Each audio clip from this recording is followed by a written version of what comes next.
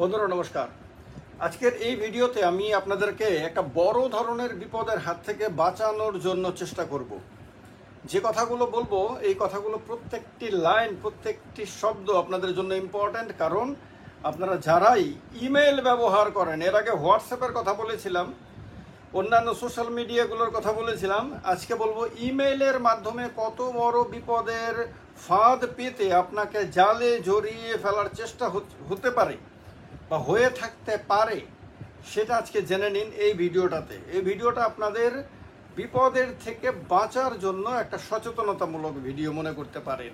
এটা আপনাদের প্রত্যেকের জীবনে অত্যন্ত গুরুত্বপূর্ণ, কারণ প্রত্যেকেই প্রায় ইমেল ব্যবহার করেন। আর এই যে কথাগুলো আমি বলবো, এই কথাগুলো বলার বেস কি সেটা বলে দিচ্ছি। সেটা হলো ভারত সরকারের সাইবার ক্রাইম যে পোর্টালে রয়েছে, ওয়েবসাইট রয়েছে, সেই ওয়েবসাইট অর্থাৎ স্বরাষ্ট্র মন্ত্রকের অধীন এই ওয়েবসাইটটিতে যে কথাগুলো পাবলিকের জন্য বলে দেওয়া হয়েছে সচেতনতামূলক, সেইগুলো আপনাদের কাছে তুলে ধরছি আমি। প্রথমত হলো, খেয়াল রাখবেন, Indian cyber crime coordination centre, ministry of home affairs, এরা এই বিষয়গুলো দেখে এবং তারা তাদের ওয়েবসাইটে লিখে দিয়েছে স্ক্যাম অ্যালার্ট হিসেবে।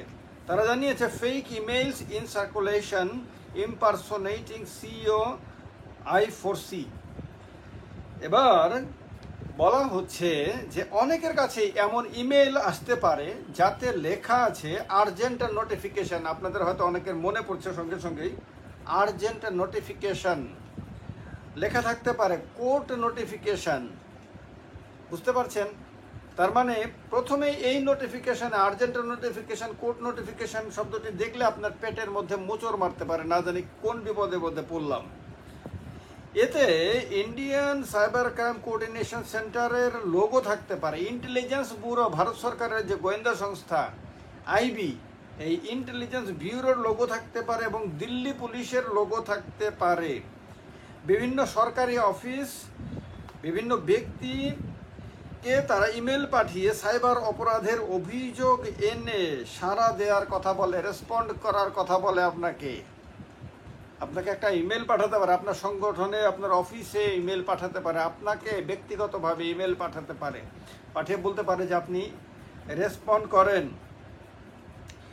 সাইবার ক্রাইম জানিয়েছে, কি জানিয়েছে সেটা বলবো, তার আগে আমি বলে দিই যে কীরকম আপনাদের কাছে ইমেল আসতে পারে। সেটা যদি না জানেন তাহলে আপনারা বুঝতে পারবেন না, আপনারা ফেঁসে যেতে পারেন। আমি কয়েকটা লাইন উল্লেখ করে হিন্দিতে একটি ইমেল এই পোর্টালটিতে প্রকাশ করা হয়েছে, এটা আপনাদের শুনিয়ে দিচ্ছি, কারণ এই রকম ইমেল এলে আপনারা সঙ্গে সঙ্গে সচেতন হয়ে যেতে পারেন। প্রথমত হলো, আপনার লেখা থাকতে পারে नामित सब्जेक्ट हिसाबे, नामित पीड़ित के लिए भारतीय पुलिस सेवा की साइबर अपराध इकाई आपसे तुरंत आपके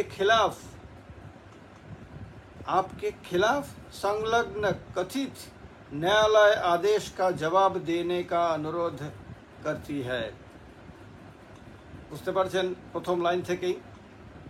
এরপরে লেখা থাকবে पुलिस जांच विभाग एक साइबर अपराध विशेष इकाई के माध्यम से कार्य करता है जो साइबर अपराधों की सभी जटिल और संवेदनशील मामलों को संभालता है, जिसमें पीड़ित महिलाएं और बच्चे भी शामिल है। साइबर अपराध इकाई एक अत्याधुनिक साइबर प्रयोगशाला से सुसज्जित है, जिसमें साइबर फॉरेंसिक क्षमताएं हैं, जैसे हार्ड डिस्क और मोबाइल फ़ोन से हटाए गए डेटा को निकालना, इमेजिंग और होश वैल्यू गणना, फॉरेंसिक सर्वर, ऑन साइट जांच के लिए पोर्टेबल फॉरेंसिक उपकरण, नवीनतम एंड्रॉयड और iOS फ़ोन के साथ साथ चीनी फ़ोन से डेटा निकालना निकालने की सुविधा। प्रथमे এই সংগঠন সম্বন্ধে অল্প একটু বলে দিল যাতে আপনার ভেতরে ভয় ঢুকে যায়। साइबर प्रयोगशाला उपकरण किसी भी पीड़ित के लिए किशोर अश्लील साइटों पर बिना पता लगाए या डिजिटल रूप से कैप्चर किए जाना बेहद कठिन बना देता है। यदि आपको अपने विरुद्ध संलग्न न्यायालय आदेश के बारे में अधिक जानकारी की आवश्यकता है तो हमें सूचित करने में संकोच ना करें। 24 घंटे में के भीतर इस न्यायालय आदेश का पालन करने में विफलता के परिणाम स्वरूप आपके खिलाफ गंभीर कानूनी कार्यवाही की जाएगी। यही हलो थ्रेट, हुमकी, আপনাকে হুমকি দিচ্ছে। यदि 24 घंटे के भीतर इस न्यायालय के आदेश का पालन करने में विफलता के परिणाम स्वरूप आपके खिलाफ गंभीर कानूनी कार्यवाही की जाएगी। आपको चेतावनी दी जाती है। आपको মানে আপনাকে হুমকি দেওয়া হচ্ছে পরিষ্কার কথায়। श्री राजेश कुमार, सीईओ, भारतीय साइबर अपराध समन्वय केंद्र, 5वीं मंजिल, एनडीसीसी 2 बिल्डिंग, जय सिंह रोड, नई दिल्ली, भारत। এই রকম আপনার কাছে ইমেল আসতে পারে যে ইমেলে আপনাকে প্রথমে বলা হবে যে আমরা যে কোনো তথ্য বের করে দিতে পারি, মোবাইলের যে ডিলিট হয়ে যাওয়া তথ্য পর্যন্ত আমরা বের করে আনতে পারি, ইত্যাদি ইত্যাদি অনেক কথা বলা হবে। প্রথমে আপনার ভেতরে ভয় ঢোকানো হবে, তারপর আপনাকে বলা হবে যে আপনার বিরুদ্ধে যে অভিযোগগুলো আনা হচ্ছে তার আপনি জবাব দিন, রেসপন্ড করুন। যদি রেসপন্ড না করা হয় তাহলে আপনার বিরুদ্ধে ব্যবস্থা নেওয়া হবে। তখন আপনার ভেতরে একটা ভয়, বিরাট আতঙ্ক ছড়িয়ে পড়বে আপনার ভেতরে। আপনি মনে করবেন না জানি কোন মামলায় ফেসে গেলাম, না জানি কোন বিপদের মধ্যে পড়ে গেলাম, এবার কি হবে।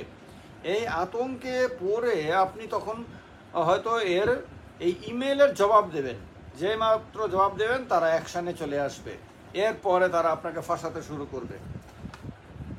এখন কথা হলো এই যে Indian cyber crime coordination centre তারা জানিয়েছে যে তারা এমন কোনো ইমেল জেনারেট করে না এবং তারা কাউকে এই ধরনের ইমেল মেসেজ পাঠানোর অধিকারও দেয়নি, কাউকে তারা অথরাইজ করেনি।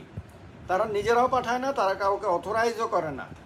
এবং এই যে মেসেজ পাঠানো হচ্ছে এগুলি বেআইনি, এগুলি বদ উদ্দেশ্যে, এগুলি বাজে উদ্দেশ্যে আপনার এগুলি প্রচারিত করা হচ্ছে। এই যে লোগোগুলি তারা ব্যবহার করছে, আইবির লোগো, দিল্লি পুলিশের লোগো, আইসিসিসির লোগো, এই লোগোগুলি তারা বেআইনিভাবে ব্যবহার করছে। সুতরাং এই সমস্ত এই ধরনের যদি ইমেল আসে তাতে আপনার সাড়া না দিয়ে বরং আপনি অভিযোগ করেন, আপনি 1930 অভিযোগ করেন বরং, বা ইন্ডিয়া এই যে cybercrime.gov.in এই ওয়েবসাইটে গিয়ে বরং অভিযোগ করেন। কিন্তু যদি আপনি সেই ইমেলের জবাব দেন তাহলে আপনি তাদের অধীনে চলে যেতে পারেন, তাদের জালের মধ্যে আপনি ফেসে যেতে পারেন, আপনি বিপদে পড়তে পারেন। তো এই কারণে এই ভিডিওটি অত্যন্ত গুরুত্বপূর্ণ আপনাদের জন্য। ইমেইলে প্রচুর উল্টোপাল্টা মেসেজ আসে, আমার কাছেও আসে প্রচুর এরকম। আমার কাছে এরকম প্রচুর ফোন এসেছে যেখানে ফোন করে আমাকে বলা হয়েছে যে দিল্লিতে আপনার দিল্লির কোনো একটি কোর্টের নাম বলা হয়েছে, সেই কোর্টে নাকি আমি মামলা করেছিলাম, এখন সেই মামলাতে আমাকে উকিলের সঙ্গে কথা বলতে হবে। আমি তো অবাক হয়ে গেছি যে আমি কোনো দিন দিল্লিতে কোনো মামলা করিনি, কারোর বিরুদ্ধে করার প্রশ্নই আসে না। কিন্তু তারা আমাকে বলছে যে আমি মামলা করেছি এবং তারা একটা নাম্বার দিয়ে বলছে সেই নাম্বারে আপনার আমি যাতে উকিলের সঙ্গে কথা বলি, না বললে আবার সমস্যা হবে। এরকম আজকে থেকে 5-7 বছর আগে বা 8-9 বছর আগে প্রচুর হয়েছে এরকম ফোন। যখন আমি তাদেরকে উল্টো ধমক দিতাম, আমি যখন তাদেরকে উল্টো চার্জ করতাম, তখন তারা এই ফোন কেটে দিত। তো এইরকম এখন বোঝা গেছে ভারত সরকারের পোর্টাল থেকে যে এরকম ইমেইলও আপনাকে ফাঁসানোর জন্য এই ধরনের থ্রেট করা হচ্ছে, আর্জেন্ট নোটিফিকেশন, কোর্ট নোটিফিকেশন লিখে, যেগুলি পড়লে পরে আপনি আতঙ্কিত হয়ে তাদের জালে জড়িয়ে পড়তে পারেন। এই কারণে ভিডিওটি এত গুরুত্বপূর্ণ যে যে কোনো বন্ধু যারাই ইমেল ব্যবহার করেন তারাই এই বিপদের জালে পড়তে পারেন বলে তাদেরকে এই ব্যাপারে সচেতন করার দায়িত্ব আমার মতন আপনাদেরও প্রত্যেকের। তার কারণে ভিডিওটিকে ম্যাক্সিমাম মানুষের সঙ্গে শেয়ার করুন। এটা পৃথিবীর সর্বত্র সবার জন্য এটা ইম্পর্ট্যান্ট। পৃথিবীর যে কোনো প্রান্তে আপনি থাকেন না কেন, আপনি হয়তো সেখানে ভারতের বাইরে থাকলে ভারত সরকারের অধীনে আসবেন না, কিন্তু সেইখানেও প্রতারকরা আপনাকে এই ধরনের বা অন্য কোনোভাবে আপনাকে ভুল ইমেল পাঠিয়ে আপনাকে প্রতারণার শিকার করতে পারে। এই কারণে এটা সবার জন্য এটা ইউনিভার্সাল মেসেজ এটা। তার কারণে সবাই এ ব্যাপারে সচেতন থাকেন। কোনো ধরনের উল্টোপাল্টা মেইল যদি আসে যেখানে আপনাকে হুমকি দেওয়া হয়, যেখানে আপনাকে ভয় দেখানো হয়, সেটার ব্যাপারে আপনি বরং সাইবার ক্রাইম ইউনিটে আপনি কমপ্লেইন করেন। তাহলে হয়তো আপনিও বেঁচে যেতে পারেন আর সে অপরাধ চক্র ধরা পড়তে পারে। যাদেরকে ধরার জন্য আপনার অলরেডি সাইবার ক্রাইম ডিপার্টমেন্ট তারা তাদের ভূমিকা শুরু করে দিয়েছে। হয়তোবা খুব শীঘ্রই তারা এই ব্যাপারে সফল হবে। ভালো থাকবেন সবাই। যেহেতু সবাই আমরা মোবাইল এবং ইন্টারনেট ব্যবহার করি, সেহেতু সবার জন্য প্রত্যেকটা মুহূর্তই নানান ধরনের বিপদের সংকেত আসছে। সেই বিপদ সংকেতগুলো থেকে সবাইকেই নিজেকে বাঁচিয়ে রাখতে হবে। তাই এই ধরনের সচেতনতামূলক কথাবার্তা খুব জরুরি। ভালো থাকবেন সবাই। নমস্কার।